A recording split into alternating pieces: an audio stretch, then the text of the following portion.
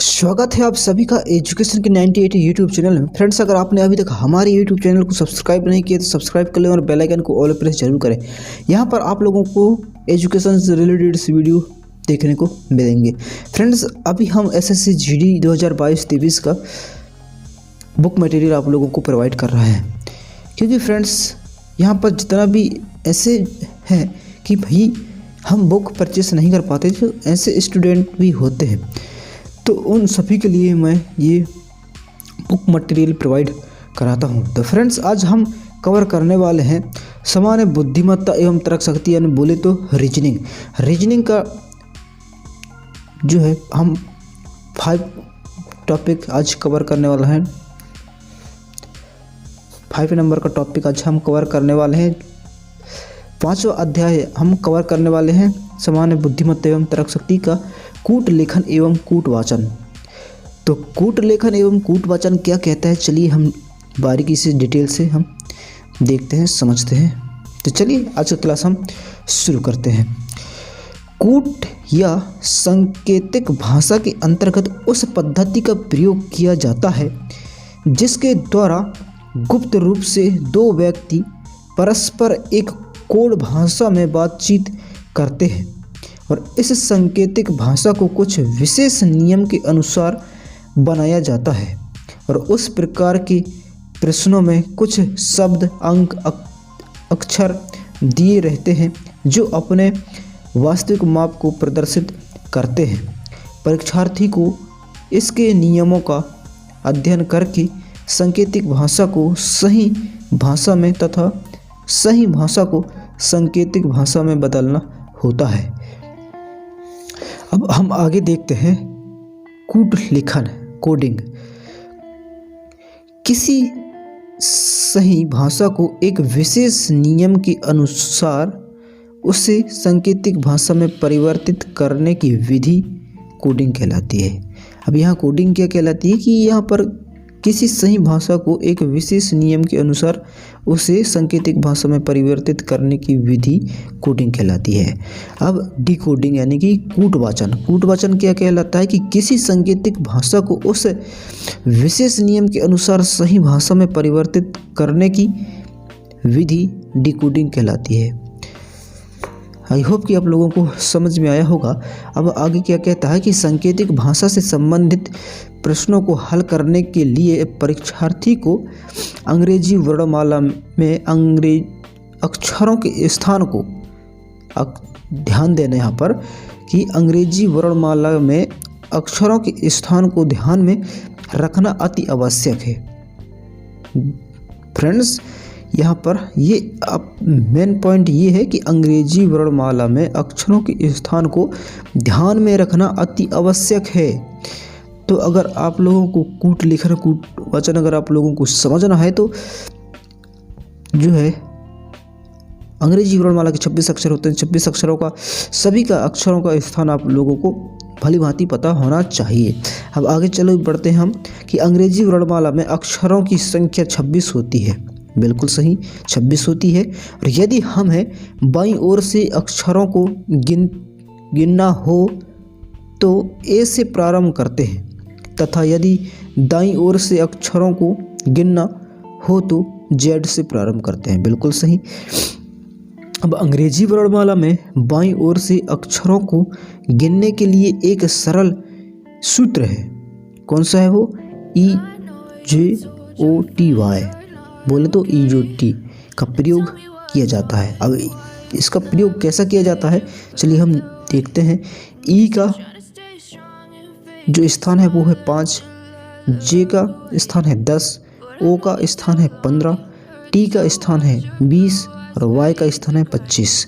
तो यहाँ पर 5-5 का फासला है और इनके बीचों का जो अक्षर जो यहाँ पर जो आते हैं, वर्णमाला के जो अक्षर आते हैं उनका हम मान निकाल सकते हैं। अब जब 5-5 का यहाँ पर फासला दिया हुआ है तो क्या बोलता है कि इस सूत्र के बीच वाले वर्णों की स्थान संख्या को आसानी से प्राप्त किया जा सकता है। बिल्कुल सही।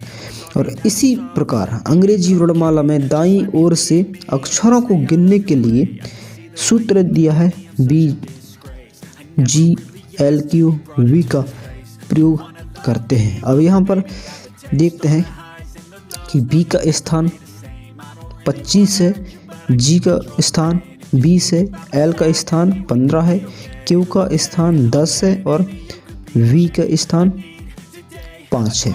तो नीचे कुछ उदाहरणों के द्वारा सांकेतिक भाषा का स्पष्टीकरण दिया गया है। तो चलिए हम हल सहित उदाहरण को समझते हैं। यहाँ कहता है कि उदाहरण पहला कि एक कूट भाषा में GIRL गर्ल को FHQ के लिखा गया है, तो BOY को उसी कूट भाषा में क्या लिखा जाएगा। अब यहाँ पर क्या फासला है, यहाँ पर घटा रहा है कि जोड़ रहा है। अब देखो भाई, एफ के बाद कहते हैं FGHI, यानी कि यहाँ पर जो है एच में माइनस, मतलब कि गर्ल में सभी ये चारों वर्ड में क्या होते हैं, जी में -1 करे तो एफ आया, एच में -1 करे तो सॉरी आई में -1 किए तो एच आया, और आर में -1 किए तो क्यू आया, और एल में -1 किए तो के आया। तो उसी प्रकार बी में हम -1 करें तो ए आया, बिल्कुल सही। ओ में -1 किए तो एन आया, और वाई में -1 किए तो एक्स आया। यानी कि अपना सही जवाब हो जाएगा वो हो जाएगा ऑप्शन नंबर ए। तो यहाँ पर हल क्या दिया है, चलिए हम उसको समझते हैं।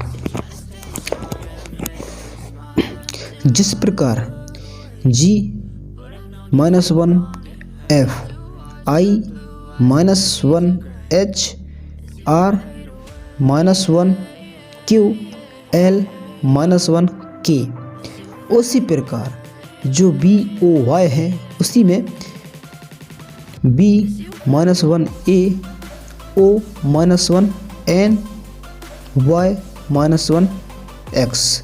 ये अपना क्लियर हो गया कूट भाषा में कैसा प्रयोग करना है। अब उदाहरण दूसरा क्या कहता है कि एक निश्चित कूट भाषा में ROHAN को R1 में है, 1 में है, O 0 में है, H 3 में है, A 4 में है और N 8 में है। और उसी प्रकार M 5 में है, O 0 में है, H 3 में है, A 4 में है और N 8 में है। तथा अब V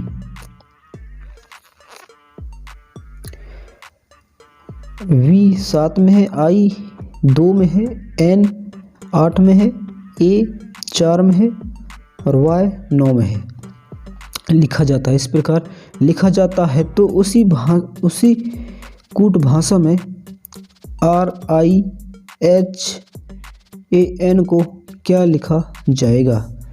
R 1 I कहाँ पर है, I का 2 बिल्कुल सही, H का 3, A का यहाँ पर देखना A का 4 और N का क्या है 8 है, ये है। तो ऑप्शन नंबर बी अपना सही हो जाएगा, बिल्कुल सही। ऑप्शन नंबर बी अपना सही हो जाएगा, बिल्कुल सही हो जाएगा।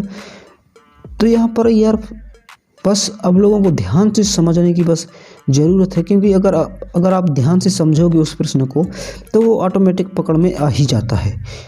तो फ्रेंड्स, आप लोगों को भली भांति जो है जो 26 अक्षर होते हैं उन सभी का स्थान आप लोगों को पता होना चाहिए। चलिए बढ़ते हैं अगले प्रश्न की ओर। उदाहरण प्रश्न तीसरा है कि एक निश्चित कूट भाषा में CAPITAL को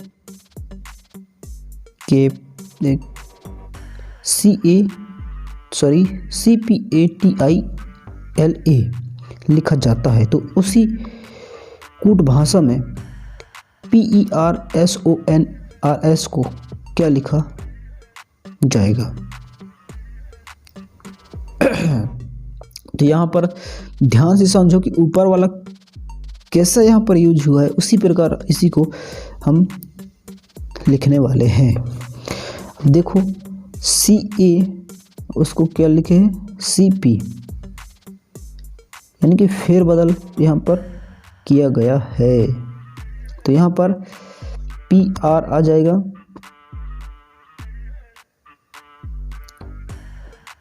PREOS,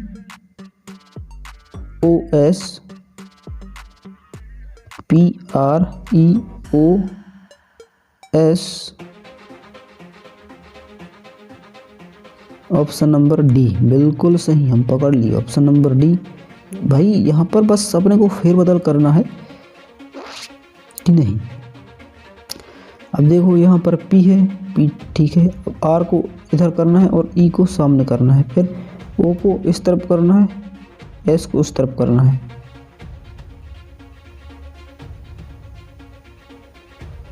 बिल्कुल सही। अब यहाँ पर देखो क्या समझाया है, हम इसको बारीकी से देखते हैं कि जिस प्रकार C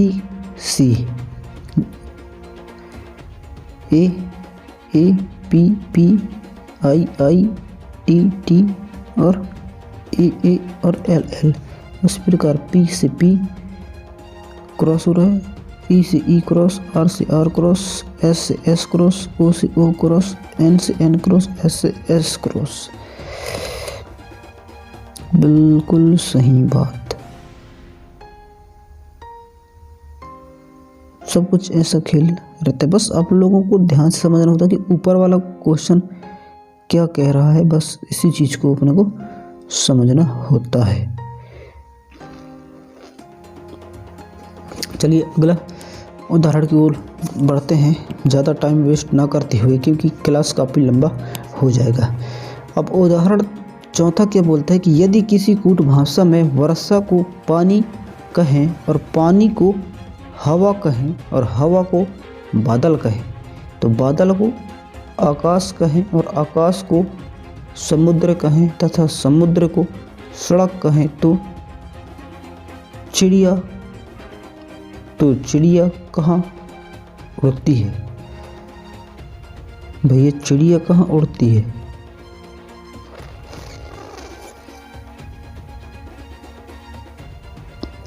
चलिए दोबारा हम रिपीट करते हैं इस उदाहरण नंबर चौथा को।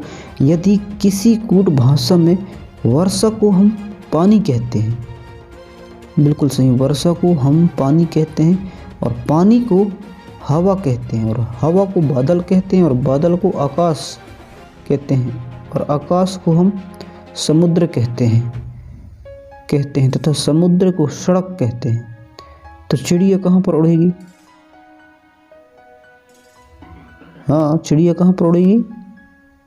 समुद्र को हम सड़क कहते हैं और आकाश को हम समुद्र कहते हैं, तो वो कहाँ उड़ेगी भैया, समुद्र में उड़ेगी। फिर जब हम आकाश को समुद्र कहते हैं तो वो फिर कहाँ उड़ेगी, समुद्र में उड़ेगी। ऑप्शन नंबर बी बिल्कुल सही। तब चिड़िया भैया आकाश में उड़ती है, बिल्कुल सही बात, परंतु सांकेतिक भाषा में आकाश को हम समुद्र कहा गया है, आकाश को क्या कहा गया है, समुद्र कहा गया है, तो अतः चिड़िया समुद्र में उड़ती है, बिल्कुल सही।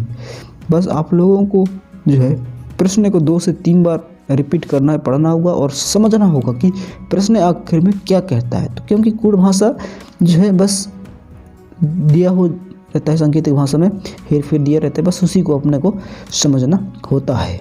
अब अगला क्या बोलता है उदाहरण 5वां कि उस कूट भाषा में यदि TOM को 48, 48 तथा DIC की को CK 27 हो, तो HARRY को कूट भाषा में संख्या कम होगी,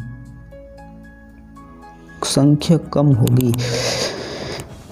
तो भैया यहाँ पर देखिए कि 3 शब्द वाला 48 है, मतलब यहाँ पर जो है इसको हम हल देखते हैं। यहाँ पर क्या बोलता है कि टी अंग्रेजी वर्णमाला का 20वां अक्षर है, बिल्कुल सही। ओ वर्णमाला का 15वां अक्षर है और एम जो है ये 13वां अक्षर है। तो सबको जोड़ा गया है। यहाँ पर देखो ये लो भैया, आप लोगों को ध्यान होला भली भांति आप लोगों को ध्यान में रखना होगा कि टी का स्थान क्या है 20 है और ओ का स्थान 15 है और एम का स्थान 13 है। सभी को अगर हम प्लस करें तो क्या निकल के आता है, 48 निकल के आता है। उसी प्रकार अगर हम डी कितना में आता है, 4 में आता है। डी चौथा नंबर इसका स्थान है चौथा, आई का स्थान है 9 और सी का स्थान है 3 और के का स्थान है 11। अगर सभी को हम प्लस करें काउंट करें तो 27 होता है। उसी प्रकार अपने को एच आता है 8 में और ए आता है ए में, 4 आता है 18 में और आर आता है 18 में और वाई आता है 25 में। सभी को काउंट करें तो आता है 70। तो यहाँ पर इसका सही जवाब हो जाएगा ऑप्शन नंबर सी 70। तो इस प्रकार आप लोगों को लिख कर प्रैक्टिस करना पड़ेगा। अगर मैं आप लोगों को समझाना अगर भिड़ गया मैं कॉपी पेन में तो काफ़ी लंबा क्लास बनेगा और उतना अच्छा से मेरे को समझ में नहीं आता। अगर आप लोगों को रीजनिंग का क्लास अगर पूरा का पूरा ए टू जेड अगर आप लोगों को समझना है तो आप सक्सेस की यूट्यूब चैनल में जाकर वहाँ से आप सीख सकते हैं। जितेंद्र सर जो है पूरा बारीकी से वहाँ पर कवर कराते हैं। हर रोज़ एसएससी जीडी 2022-23 का क्लास चलता है हर रोज़ रात की 10 बजे। तो आप वहाँ जाकर जो है जितू सर के चैनल में जाकर आप जो है रीजनिंग की क्लास आप सीख सकते हैं। वहाँ पर आप लोगों को बारीकी समझाएगा। बस मैं यहाँ पर आप लोगों को बुक मटेरियल ही प्रोवाइड करता हूँ कि कई लोग ऐसे होते हैं कि भैया बुक परचेस नहीं कर पाते, यार बुक में क्या है क्या नहीं, वो ऑनलाइन तो तैयारी कर सकते हैं लेकिन जो बुक मटेरियल है मैं वो सारा का सारा मैं आप लोगों को प्रोवाइड करता हूँ इस यूट्यूब चैनल की मदद से। तो फ्रेंड्स मिलते हैं एक अगला नए टॉपिक के साथ। जब तक के लिए जय हिंद, वंदे मातरम। अपना ख्याल रखिएगा और अपना तैयारी एकदम बनाकर रखिएगा।